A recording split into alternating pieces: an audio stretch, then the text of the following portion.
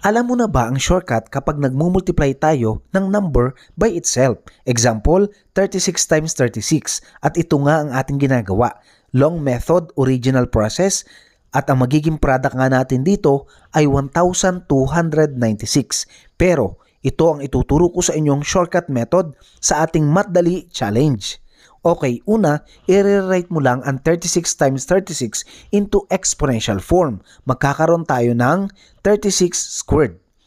Sunod na gagawin mo, i-square mo lang yung ones digit na 6. 6 squared equals 36.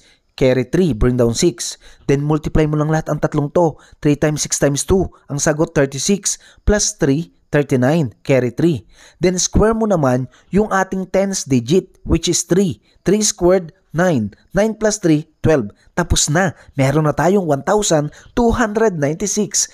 Follow for more. Ito na ang ating